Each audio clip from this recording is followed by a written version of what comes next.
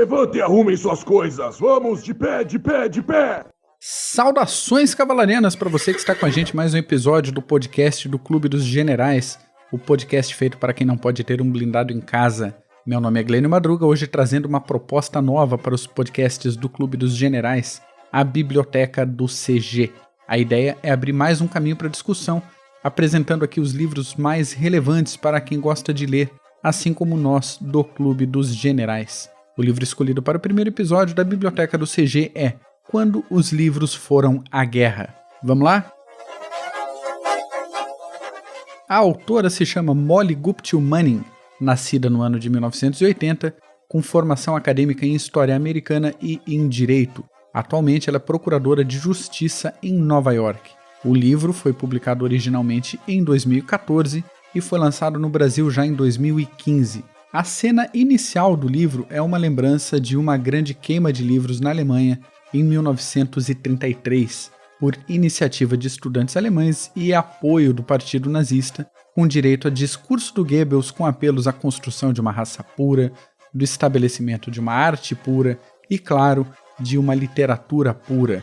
O Goebbels, nessa época, supervisionava a Câmara de Cultura do Reich, que regulamentava a literatura, a imprensa, o rádio, o teatro, a música, as artes plásticas e o cinema da Alemanha. Interessante é que o ato foi transmitido ao vivo pelo rádio e foi filmado, tendo sido exibido depois por toda a Alemanha. O apelo para que o povo destruísse qualquer literatura nociva para os novos valores alemães acabou estimulando outras 93 queimas públicas de livros, todas elas com cobertura da imprensa local. Para ter um parâmetro desse volume, só em Breslau mais de 2 toneladas de livros foram incendiadas em um único dia. Diversos protestos foram feitos, evidentemente.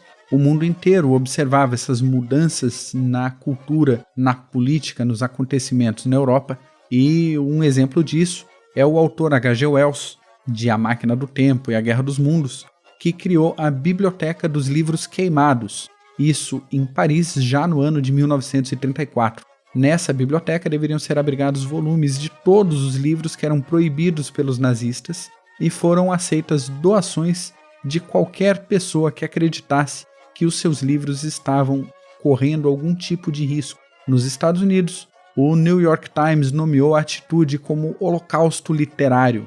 Se os jovens alemães queimavam livros nessa época, as autoridades aliadas entenderam que deveriam fazer o contrário, deveriam valorizar os livros na cultura dos jovens e principalmente junto a esses jovens que estavam indo para a guerra. Seguindo o livro, a gente acompanha um pouco da realidade do militar médio, do combatente pé no chão, que enfrentava muito tempo de ócio, de tédio, longos períodos de inatividade, longos períodos de deslocamento, de espera em trincheiras, de situações diversas, e precisava manter o moral elevado para quando chegasse o momento dos enfrentamentos.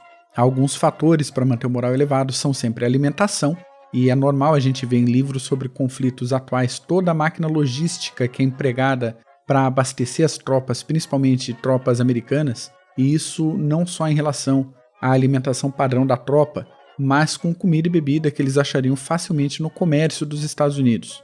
O esporte também é muito levado em conta. São construídas instalações esportivas, seja para prática de musculação, de beisebol, de futebol, de basquete. E isso, além de manter o preparo físico, alivia o estresse dos militares, integra esses militares de uma forma diferente, diverte o pessoal e tira um pouco a pressão de quem está numa zona de combate. Claro que alimentação e condições para a prática esportiva levam tempo e levam dinheiro para ser colocadas em prática, principalmente se a gente levar em conta as condições da Segunda Guerra Mundial e esses frontes que mudavam o tempo todo. Para o comando, os livros acabaram surgindo como opções mais baratas e mais práticas para dar esse conforto mental aos militares. Em território americano havia o serviço de bibliotecas do exército e com a movimentação de militares para a guerra, os livros também foram enviados para as principais unidades militares no exterior. Claro que a quantidade desses livros enviados era muito abaixo do necessário, muito abaixo do previsto. Logo depois foram disparadas diversas campanhas de doações nos Estados Unidos, com a população civil ajudando nessa arrecadação de obras para mandar para os soldados. Novamente, os livros arrecadados foram em quantidade muito abaixo do necessário. Infelizmente, boa parte dessa quantidade eram livros em péssimo estado de conservação, às vezes faltando capa, às vezes faltando pedaço mesmo dentro do livro. E alguns, olha só que ironia, foram considerados não indicados para o público-alvo. Pois é, aconteceu.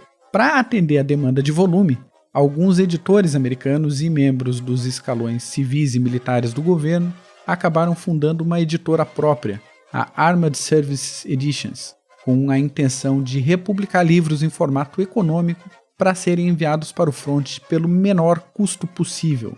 Essa iniciativa lançou mais de 1.200 títulos de todos os gêneros.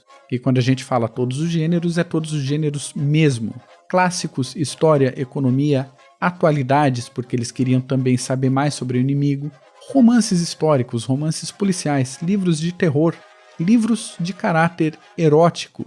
Sim, e esses eram disputadíssimos na tropa, e até literatura fantástica.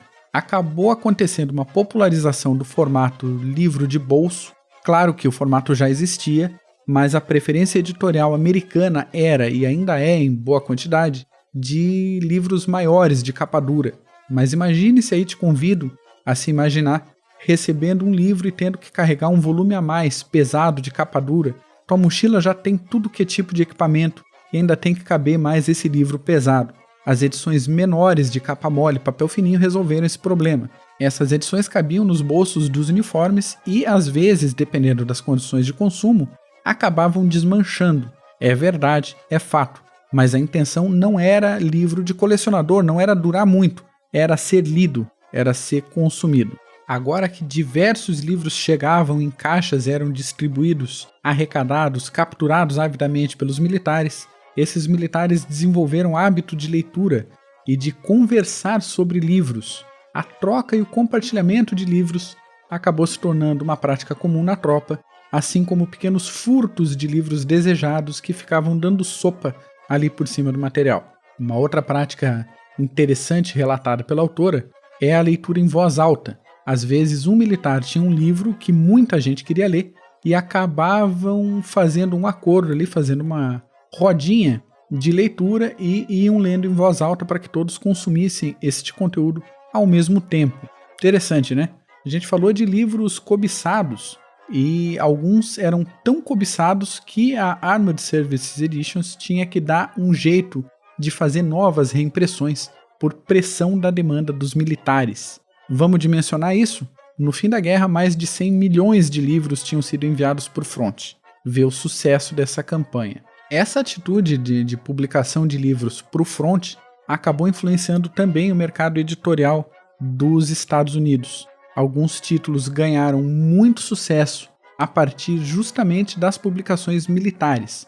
Um desses casos foi o Grande Gatsby, de F. Scott Fitzgerald, que não teve muita atenção no mercado editorial antes da guerra, mas que explodiu na mídia e explodiu como sucesso literário após a Segunda Guerra Mundial. Outro livro que deu trabalho foi Uma Árvore Cresce no Brooklyn, da autora Betty Smith. O livro é um relato semi-biográfico que acompanha a vida de uma jovem e da sua família na periferia de Nova York, no início do século XX. Estranho pensar que um livro assim fazia sucesso entre esses guerreiros que foram para a Europa livrar o mundo do nazismo, mas o apelo era emocional. Muitos desses militares tiveram também uma infância e uma juventude com poucos recursos, e a narrativa da Betty Smith trazia lembranças de casa para esses soldados. A Betty Smith virou uma celebridade entre os militares, recebia cerca de 4 cartas por dia e respondia tantas quanto ela conseguia, às vezes até mandando fotos autografadas que os soldados carregavam dentro do capacete. Sucesso editorial, gente, a gente vê aqui na Segunda Guerra Mundial. O livro traz muito mais coisa, muito mais detalhes sobre essas campanhas de arrecadação, sobre o trabalho da Armed Services Editions. É possível encontrar ainda na Amazon americana alguns exemplares que sobreviveram às décadas. Não é barato, mas ainda acha, e recomendo para quem coleciona, recomendo ir atrás. Sobre o livro, minhas considerações finais. É um livro escrito por uma historiadora, mas o texto em si é voltado para o público geral. É quase um tom de reportagem, de tão tranquilinho que é de ler. A leitura é bem fluida, bem gostosa. Ainda assim, ele pode ser usado para pesquisa como referência em trabalhos acadêmicos. Mas Mac ele pode ser lido por quem não tem tanta intimidade com a Segunda Guerra Mundial, mas que gosta de ler sobre livros? Claro que pode. Mas Mac, eu posso ler essa obra para saber mais sobre os livros badalados pelas tropas americanas durante a Segunda Guerra Mundial e fazer de repente um projeto de leitura próprio? Claro que sim, meu caro. Recomendo muito, inclusive eu tenho minha própria listinha de livros que foram sucesso entre os militares. Pretendo colocar ela em prática já no segundo semestre agora de 2019. Falando em listinha, deixo destaque para as listas no fim do livro, os apêndices que a autora colocou para nós. O primeiro apêndice, uma lista de autores proibidos na Alemanha, e recomendo fortemente para quem gosta de ler obras de autores que foram proibidos, censurados e afins. E o outro apêndice é uma lista dos títulos impressos e distribuídos para os militares. Essas listinhas separadas por série, mês e ano é um material sensacional para quem gosta de história editorial, para quem gosta de estudar sobre logística militar, ver o que era publicado, como era, o que foi enviado, a frequência com que determinados livros saíam em uma série e saíam depois em outra e outra por demanda dos militares. É muito legal de estudar essas tabelas aí. Na descrição desse episódio a gente vai colocar uma pequena lista de livros entre esses mais badalados, procurados e desejados pelos soldados americanos durante a guerra. Como de costume, os links são todos da Amazon, porque o Clube de Generais é membro associado da Amazon.com.br, e caso você compre algum livro usando nossos links, você não vai gastar nenhum real a mais e ainda vai ajudar na manutenção das atividades do Clube dos Generais. Por hoje é isso. Se você gostou desse episódio, compartilhe com alguém que você acha que também vai gostar. Se você não gostou, compartilhe com a sua sogra, nada é perdido.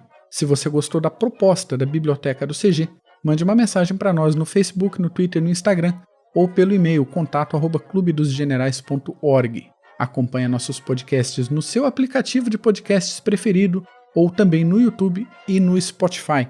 Até semana que vem. Forte abraço. Até mais.